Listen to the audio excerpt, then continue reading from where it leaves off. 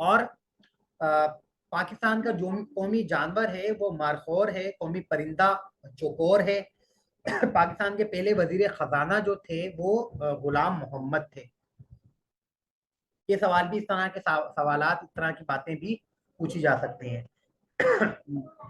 माजरत। पाकिस्तान के पहले चीफ जस्टिस जो थे वो चीफ ऑफ आर्मी स्टाफ जो थे वो जनरल फ्रैंक मैसर्वे थे। और पाकिस्तान के पहले वजीर दिफा लियाकत अली खान थे। पाकिस्तान के पहले chief justice sir Abdul Rashid थे, या सर अब्दुल राशिद, ये दोनों नाम आते हैं। तो ये सिंध के पहले वजीर आला अयूब खोड़ो थे। करारदाद मकासिद 1949 में मंजूर हुई। लाल शहबाज कलंदर का मज़ार सेवन शरीफ में है। ये तमाम चीज़ें अभी मैंने बहुत मुख्तसरन तेज़ी से तमाम चीज़ें आप तक पहुंचाने की कोशिश की है। उसकी बुनियादी वजह यह है कि वक्त हमारे पास कम होता है और चीज़ें अभी भी काफ़ी सारी बाकी हैं। और कुछ और मैं चीज़ें इसमें हिंट भी आपको दे दूंगा। इस तरह की चीज़ें आप ज़रूर देखिएगा।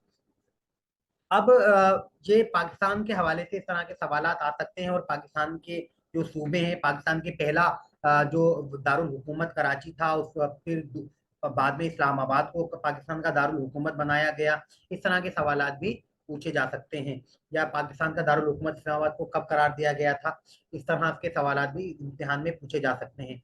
अब वर्ल्ड जनरल नॉलेज के हवाले से भी कुछ सवालात मेरे सामने हैं, तो वो मैं आपसे वो भी कर लेता हूँ। एक तो इसमें से भी अहम सवालात, पानीपत पानीपत में दो लड़ाइयां हुई हैं मशहूर। पानीपत की जो पहली मशहूर लड़ाई थी वो जहीरुद्दीन बाबर और इब्राहिम लोधी के दरमियान हुई थी, जिसमें जहीरुद्दीन बाबर जीत गए थे। और दूसरी जो पानीपत की लड़ाई है वो अकबर और हेमू बेकाल के दरमियान में हुई थी, जिसमें अकबर ने फतेह हासिल की थी। अच्छा, दुनिया का सबसे बड़ा समंदर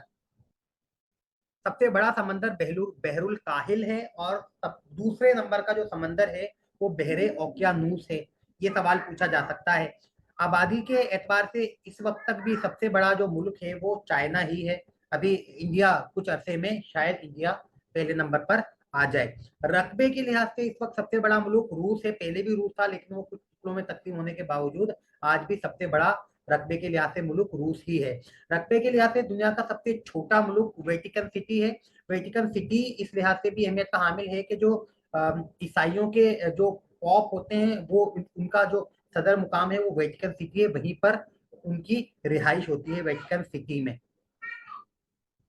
अच्छा, यहाँ एक बात आई है, अहमद गुलाम छागला है अब्दुल करीम छागला? अहमद गुलाम छागला है, अहमद जी छागला के नाम से, अब्दुल करीम छागला नहीं है। पाकिस्तान का कौमी परचम किसने डिजाइन किया था? उनका नाम था अमीरुद्दीन उदवाई। ये सवाल भी क्योंकि शायद नोट्स में भी लिखा हुआ नहीं है कि इसका डिस्कशन नहीं हो सका। पाकिस्तान का जो झंडा है वो अमीरुद्दीन उदवाई ने पहला झंडा बनाया था, डिजाइन किया था। दुनिया की बुलंद तरीन जो चोटी है वो माउंट एवरेस्ट है। और उसकी कुल जो बुलंदी है वो 8,848 मीटर है। और दूसरे नंबर पर जो चोटी है बड़ी, वो केटू है। केटू का नाम गुडविन ऑस्टिन है। और इसकी जो कुल बुलंदी है 8,611 मीटर है। ये सवाल भी पूछा जा सकता है। माउंट एवरेस्ट को सबसे पहले किसने सर किया था? वो उनका नाम एडमंड हेनरी था और उनका ताल्लुक न्यूजीलैंड से था। तो ये सवाल भी पूछा जा सकता है। चांद पर कदम रखने के हवाले से भी सवाल आ सकता है। दुनिया की पहली खातून वजीर आजम और सदर का नाम भी पूछा जा सकता है। दुनिया की पहली खातून वजीर आजम श्रीलंका की मिसिस बिंद्रा बिंद्रा नाइके थी। और पहली खातून सदर अर्जेंटाइन की इजाबिला पेरोन थी। अच्छा, इसी से एक सवाल मुझे जनरल नॉलेज के हवाले से याद आ गया, खातून का जिक्र हुआ। जो एक मशहूर अंग्रेजी सीरीज में नॉवेल आया है हैरी पॉटर। तो हैरी पॉटर की जो खालिक हैं उनका नाम भी पूछा जा सकता है। ये कमीशन के टेस्ट में ये सवाल पूछा गया था। तो ये सवाल पूछा जा सकता है, हैरी पॉटर के खालिक हैं जे के रोलिंग, उनका नाम पूछा जा सकता है। तो इनका नाम भी हमें याद होना चाहिए। फिर और कुछ सवालात पे देख लेता हूँ। पाकिस्तान अक़वाम मुत्तहिदा का रुकन 1947 में बना था। दुनिया का सबसे बड़ा रेलवे स्टेशन अमेरिका में और सबसे लंबा रेलवे स्टेशन स्वीडन में है। मुगलिया सल्तनत की बुनियाद जहीरुद्दीन बाबर ने 1526 में रखी थी, और 1526 में जो मुगलिया सल्तनत की बुनियाद रखी गई, उसके बाद जो बादशाह तरतीब से आए थे उनकी तरतीब भी कभी कभार पूछ ली जाती है। तो जहीरुद्दीन बाबर पहले बादशाह थे, उसके बाद उनके बेटे हुमायूं, फिर हुमायूं के बेटे अकबर, अकबर के बेटे जहांगीर, और उनके बेटे शाहजहां, और फिर औरंगजेब आलमगीर आखिरी अहम मुगल बादशाह नजर आते हैं। अक़वाम मुत्तहिदा के इदारे के बारे में सवाल पूछा जा सकता है। अक़वाम मुत्तहिदा कब कायम हुआ था? अक़वाम मुत्तहिदा 1945 में कायम हुआ था। और आईएमएफ का हेडक्वार्टर भी पूछा जा सकता है, नेटो का हेडक्वार्टर भी पूछा जा सकता है।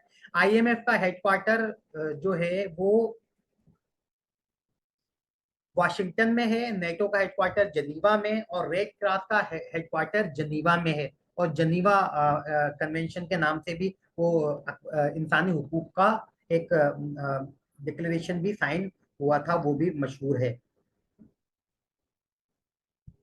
इस्लामी मुमालिक में जो पहली खातून वजीर आजम है वो बेनजीर भुट्टो हैं, सवाल पूछा जा सकता है।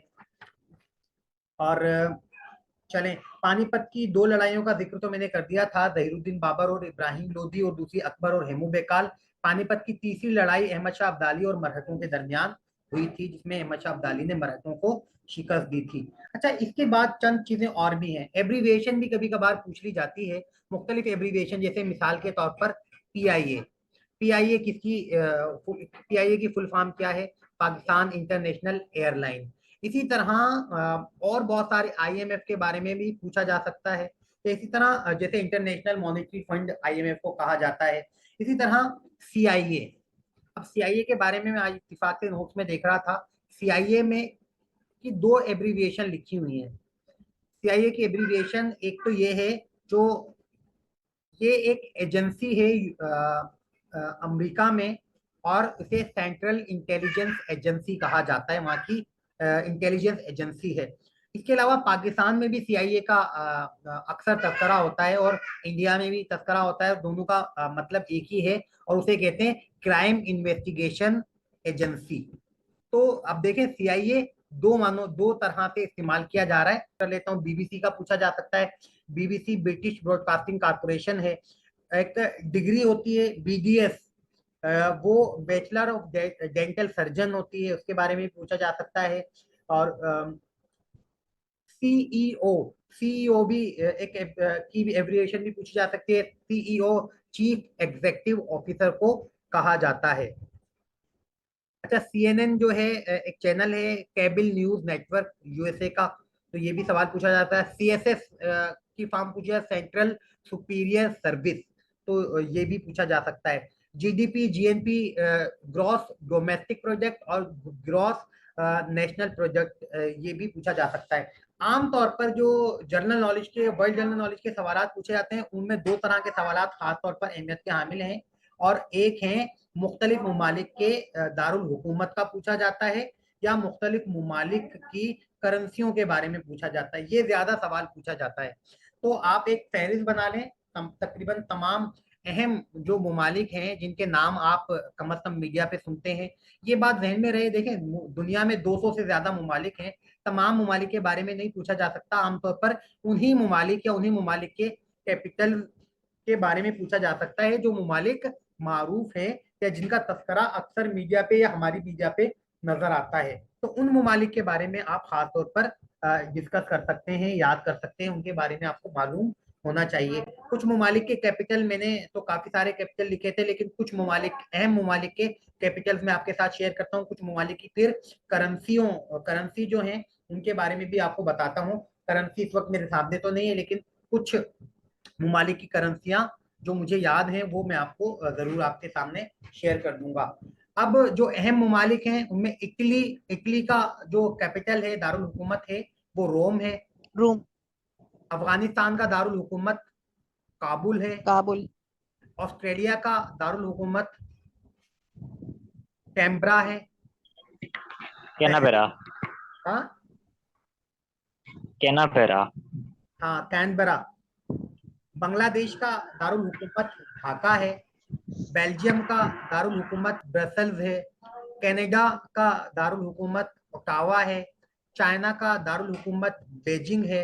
इजिप्ट यानी मिस्र का दारुल हुकूमत कैरो यानी काहिरा है। फ्रांस का दारुल हुकूमत पेरिस है।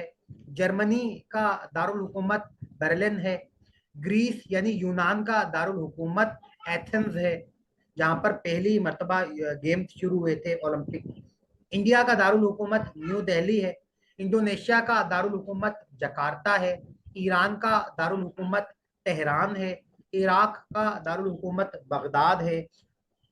इसके अलावा आयरलैंड का दारुल हुकूमत डबलिन है। इसराइल का दारुल हुकूमत यरूशलेम है।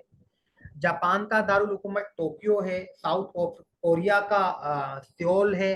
और नॉर्थ कोरिया का प्योंगयांग। न्यूजीलैंड का वेलिंगटन है। फिलिपाइन का मनीला है। कतर का दोहा। रशिया रूस का मॉस्को है। सऊदी अरब का जो दारुल हुकूमत है वो रियाद है। स्पेन का दारुल हुकूमत मैड्रिड है। साउथ अफ्रीका का जो कैपिटल है वो केप टाउन है। श्रीलंका का, क्योंकि एशियन ममालिक का भी पूछा जा सकता है ज्यादा, श्रीलंका का कोलंबो। अच्छा, इसके अलावा तुर्की का पूछा जा सकता है। तुर्की का अंकारा दारुल हुकूमत है। इस्तांबुल उनका मशहूर शहर है, लेकिन अंकारा दारुल हुकूमत है। यूएई का दारुल हुकूमत कैपिटल अबू धाबी है। इंग्लैंड का दारुल हुकूमत लंदन है।